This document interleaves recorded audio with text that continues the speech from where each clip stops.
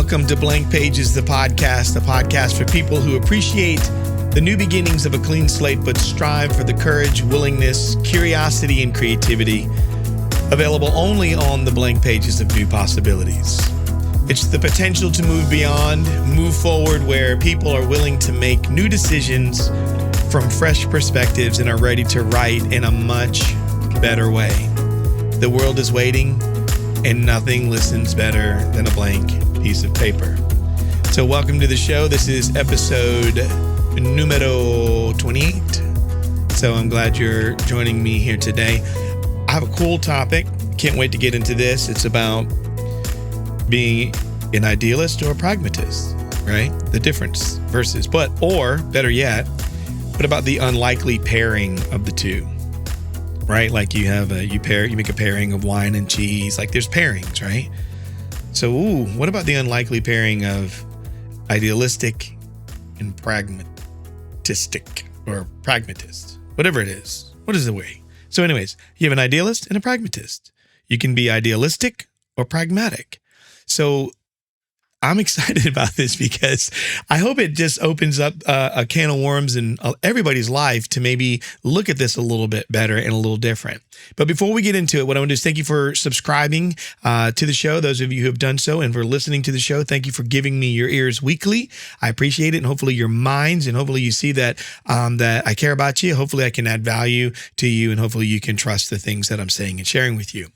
So, but thank you for doing that. And if you haven't subscribed to the show, you can do it at Apple Podcasts. You can do it at Spotify under podcasts, or you can go to Amazon Music. It's there, and other podcast platforms. There's so many out there, but I'm pretty much anywhere you can find me. Just look up BL space NK and then space P space GES. Basically spell blank pages without the A's. Okay. And you will find it quickly.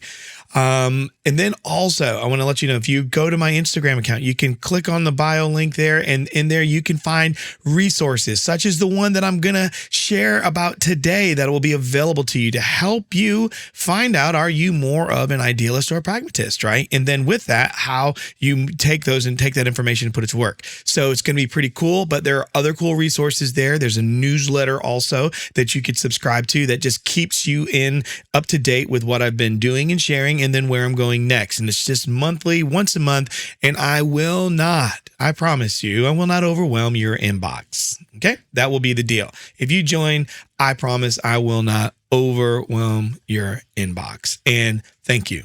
I appreciate you for signing up already, for those of you who will do it.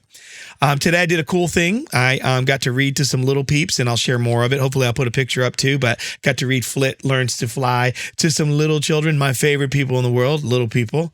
It's because hopefully you get a hold of little people and you can show little people stuff, and you teach little people, and you help little people learn and teach little people about kindness and respect and honor and all those things. And later in life, hopefully you don't have to fix a lot of older people that break a lot of stuff.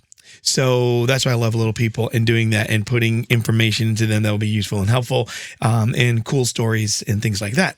So that was so fun, and I'm going to do it again. And I can't wait, because I am working on a second book, but I can't wait to do that more often. Now, another thing that I told you I'm going to be doing is like show and tell.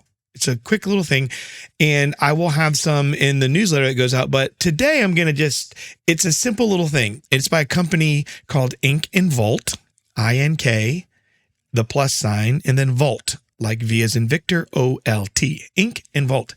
And it's just a simple list. I love their pads. They have these little task pads. They have weekly planners, and I'm holding up to the screen for those of you who are watching online. I am holding up, and hopefully it will zoom in to where you can see, but I will also put an image up. But Ink and Bulk makes a simple little product. I use it daily. And at the very top, it says tasks. Then underneath it, the date. You can circle Monday, Tuesday, Wednesday, Thursday, Friday, Saturday, or Monday through Sunday. And then there's a key area for focus. Like, what's your focus? Sometimes it's I want to be present. It's be be persistent, be consistent. Sometimes the focus is work on your book, whatever it is. But then you have 10 items. You can write them down here and you just check them off, a little note thing at the end. But I love at the very bottom, it says today was, and there's this little tiny little footer, and you have little boxes that you can check off. It was not my best, intense, efficient, fulfilling, or flawless. And then you tear that page, move on to the next day, or you carry things over. But what I like, it's simple, it's quick, it's easy, and it is my show and tell for today. And if you don't have something like that, okay, great. You can say, Tim, why spend money when I can get a piece of paper? If that works for you, do it all day. But for the people I know that are always running and they have a running list everywhere, what if you could do one that kind of helps you get a little bit organized in the way that you do it? That's my show and tell. Hopefully that'll help you a little bit and put it to work in your life and in your world. So today's topic, this whole deal about this idealist and pragmatist, right? So I was talking to my wife and I literally said to her, and I've been doing a lot with companies, okay? And here's what I'm running into. In companies, you have people that are going to be pragmatic about things, and then you get people that are going to be very idealistic about things. And here's what I'm finding, obviously companies have different types of makeup and chemistries and different types of people and blah, blah, blah. But here's what I'm discovering. It's interesting that the pragmatists and the idealists, when they get together into the room and some of the conflicts, that they just don't pair well. So it's like you have to get a group of more of one or the other in order to kind of get in any, to find some majority in some way, right? Or to find some progress, because you'll have this never ending tug of war unless you create a weightier side or one that has more of an advantage, or one that speaks more of what your direction is. Like, we're more of a pragmatic company. Okay, great. We're more of an idealistic company. Great. But it doesn't mean you do not need some of the opposite. And so I was telling my wife, I was like, here's what I figured out. I'm a very idealistic person, which I'm going to share some definitions and everything with you guys, but I'm very idealistic and she's very pragmatic. So here's the thing though, my best stuff happens. Yes, I've been idealistic, and that's how I do life. I move through life as an idealist. But I also, here's what I figured out. The older I've gotten, I've understood that I need pragmatism.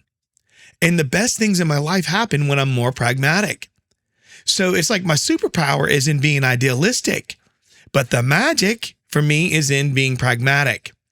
So it's not hard for me to be idealistic. I can do all kinds of stuff, but it's almost like my fine skills, my fine motor skills are when I introduce to pragmatism. In other words, I get more sophisticated and better in what I do when, as an idealistic person, as an idealist, I introduce or bring in or invite more pragmatism. Okay, I bring some in. It helps me to finish it off. And equally so, I thought about this with my wife, and I even mentioned it, and I don't know how far I said it to her, but even in my brain, I may have continued the conversation. I don't know. But when she's more idealistic, her ideas are popping. They're great when she goes into that mode and doesn't just hold on to that pragmatism, which is how she goes through life. And I don't know, I didn't ask her the question, but how well, I mean, think about it. If you, once we go through this podcast and you listen to it, you might ask yourself, how well is being idealistic serving me? Because I want you to find a compelling case to invite something else into your life other than the thing that you normally do and you operate with. So in other words, you could be a left brain, right brain, whatever it is, but it takes both sides of your brain in order to function. Right. And that's why you even have a frontal lobe. Right. So you got to think about this. Things got to come together. You could be more one or the other, but you have to figure this out. You have to solve this. This is important information, I think. So in that conversation with my wife and then seeing this with companies, I started thinking like, wow, I bet you this could be helpful, I believe, and useful for people. If you could help people identify, what they're more of, if they're more of a pragmatic or person or more of an idealistic person, but if they can understand whether they're more of a pragmatist or an idealist or a blend of both, I wonder if that is going to help them, improve certain categories of their life. Like if they could look at it and know themselves well enough that the value could just be transferred over. That value could just move over into a positive influence into key areas that are in their life, like things that matter, like from relationships to work to, I mean, you name it. So there's an importance, I think, to understanding yourself. So that's why I'm doing this. I mean, it's all about, if I want to get better and to be better as a human being, I got to understand myself. So in this whole topic, and me even sitting and understanding with my wife, and you know what, I even thought about this, and let me come back to this again. My wife and I, even our best decisions we make together is when I'm more pragmatic and less idealistic, and she's less pragmatic and more idealistic. Our best decisions happen there. And I would probably venture to say that even in collaborations with me, with other people, that's when I brought the best value, is when typically I don't just run with my norm. Because I don't try to just get around a bunch of idealistic people. I try to get around people that are going to bring those necessary tensions that will cause us to think better and differently in order to where, because I'm in the solutions business and I try to solve problems. I want something that's lasting and has shelf life. Like, how do you fix that? Right? So you got to know yourself in order to put yourself in types of situations like that in order to navigate and do those well. And in my world, as a person who operates as a coach and a consultant and as a team building person, as a people development type individual, that it's important for me to know the type of individual I am and what I bring to the table so that I know how to adapt to work with other people. So this self-awareness for me is foundation, right? It's a foundation thing for making more informed, intentional decisions about everything that I do. And then also with this self-understanding that I want you to get, by recognizing whatever natural tendencies that you have, whether they're idealist or a pragmatist or pragmatistic person, pragmatist, oh my gosh. By recognizing your natural tendencies, you can understand why you make certain decisions and how these decisions impact your life. So for me, when I realize that, wow, I'm just being completely idealistic, and when I define these things, this is going to be helpful. Okay, it's going to be helpful when I give you this definition, all right? Which, let me just go ahead and do that now. I'm going to give you, let's see, I wrote down a couple of things here that I believe will help you. Let me jump ahead a little bit. So here's the definitions: pragmatism. All right. And this is me just kind of pulling up a few that I think will help. So here's pragmatism. Pragmatists focus on, you ready? Practical and realistic approaches. They prefer solutions that are feasible and achievable with current resources. Like, that's what they want to know. It's like, right now, how do we do this? Now, I become more pragmatic as an idealistic person, as an idealist who walks into a room or a team that's having troubles or a leader who's failing to connect with their people. And so for me, I come in as an idealist. They can change. I have a growth mindset. All of that's there. But then the more the conversation unfolds, I need to introduce more of my pragmatism. I need to become more pragmatic as I'm hearing. Because I can still be idealistic, but I have to bring in some more detail, okay? So this pragmatists, they prefer solutions that are feasible and achievable. Their traits include being practical, realistic, and goal-oriented and resourceful, okay? So that's what I introduce in as an idealist, and because in idealism, idealists are driven by visions. So me, I'm driven by a vision or values and ideals. That's how I walk in a room. Everywhere I go is a what if thing. Every day. So that's why that pragmatism, being practical, realistic, goal-oriented, and resourceful is very helpful for me, because as an idealist, I'm going to be driven by vision, value, and ideals. I'm willing to pursue ambitious goals, even if they seem completely unattainable. And that's where people go, that's stupid, that's foolish, whatever. I mean, I don't know, but I've done what people said was unattainable. And I've also not done what people said was unattainable. And just because I didn't do what they said was unattainable doesn't mean it wasn't true, because I do know other people that did what people told me was unattainable. So I'm still going to sit there and say it's attainable, even if you say it's unattainable. And idealism, so here's some traits: include being visionary, value-driven, ambitious, and sometimes risk-taking. That's me. Check every single one of those. So to help kind of lay this out so I can move through this pretty rapidly, I'm going to give you a quick story that's going to help you understand this a little bit better. So, and then I'll do more in the future. But this is just like basically a modern tale of bridge builder. Okay, this is bridge builders. So in a lively town of Arborville, this is a story that I'm creating just for the point of kind of creating a little lesson around this, about this, this relationship. That's what I want. I want to see this unlikely pairing between these two. So in a lively town of Arborville, there lived two friends. Okay, Emily and James. And Emily was an idealist, always dreaming big and seeing endless possibilities. And James was a pragmatist. He was practical and focused on what could be realistically achieved. So Arborville had a problem, though. There was a river that divided the town and needed a bridge. So Emily imagined a stunning bridge, an architectural marvel that would be in the town's pride. It would be the town's pride. And so James envisioned a simple, functional bridge that could be built quickly and within budget. So the town council announced a competition for the best bridge design. So Emily submitted a grand, intricate design, while James proposed a straightforward, sturdy one. And so the town was split between Emily's visionary plan and James's practical solution. So the council asked them to collaborate initially. It was tough. Okay. But Emily and James disagreed on almost everything, from materials to the design. And Emily wanted high quality, beautiful materials, and James insisted on affordable, readily available ones. So one evening, after a particularly heated discussion, they found themselves walking by the river. And in a moment of vulnerability, they shared their fears and dreams. Emily's fear of lack of inspiration in the bridge design, and James's worry about practicality and budget were laid bare. It was in this moment that they both realized their different perspectives were not weaknesses, but they were actual strengths.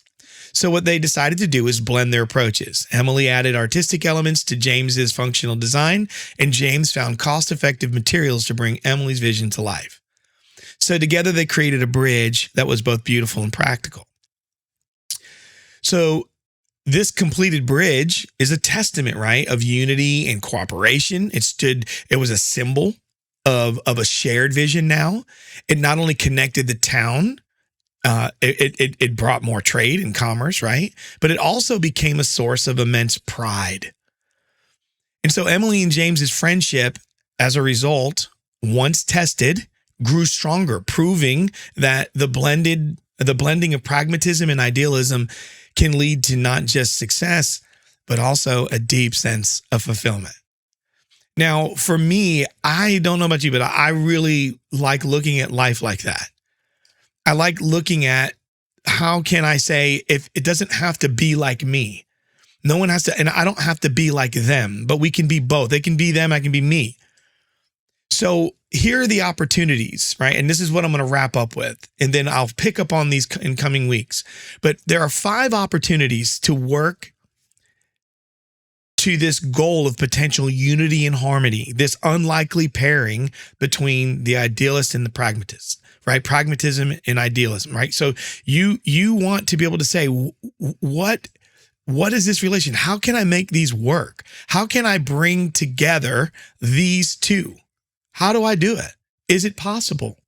Well, here are 5 opportunities. First, you have to embrace different perspectives. So here's the story. Here's the element in the story. It was Emily's idealism and James's pragmatism, right? So what is the lesson we get in the story? The first lesson from embrace is that we embrace different perspectives. So in personal and professional growth, we value different perspectives. Idealism drives innovation, while pragmatism ensures feasibility, right? Makes it possible. Balancing both these can lead to an effective solution. So that first one, the lesson is we want to embrace different perspectives. So the next part in the story we see, and here's another element of the story, the second thing we want to look at is Emily and James struggled initially, right, but understood each other through their communication.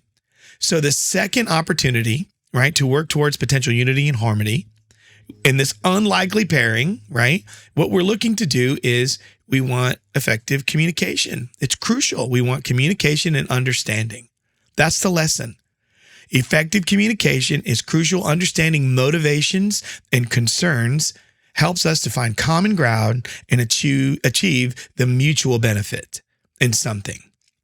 So number one was embrace different perspectives. Two, communicate and understand, right? Do it effectively. The third opportunity we see in the story, and what we see is Emily and James, they compromised to create a balanced design.